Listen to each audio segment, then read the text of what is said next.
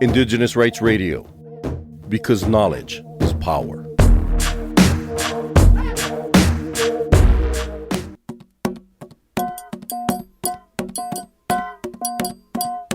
The 22nd session of the United Nations Permanent Forum on Indigenous Issues is taking place in person from 17 to 20th April 2023 at the United Nations headquarters in New York.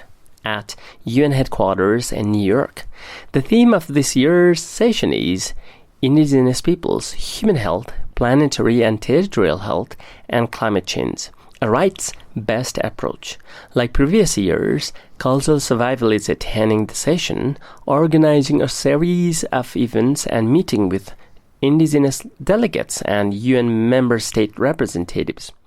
We asked Indigenous women leaders attending session to share some of the pressing issues affecting in their communities.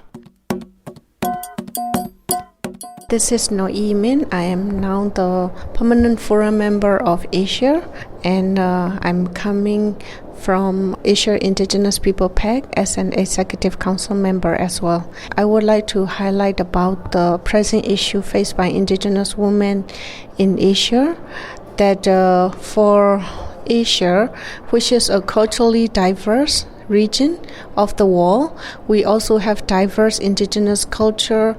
On the other hand, Indigenous women, we are facing with some cultural barrier in terms of Indigenous women land right. Like for all Indigenous people, the land is our life. But for Indigenous women, there is a different barrier we are facing in terms of engagement and governance of our land, territory, and natural resources.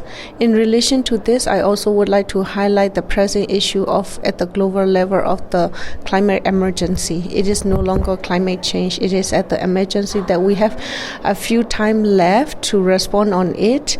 We Indigenous women, we know about the nature and the response we can give to nature. However, our voices and our role are not yet at the level, especially not as part of the decision making. On the other hand, some of the climate intervention has negative impact on Earth, especially the practice we have for shifting cultivation and things like that. And we have very limited adaptation measure as well, that some of the action taken to prevent from those disaster risks are not at our community. So I just would like to highlight from these two aspects that we need to have urgent action to respond on this. And for this, we need all Indigenous women to be together, and we also need support from all others Indigenous leaders and men and all other stakeholders who should be the actor on this action.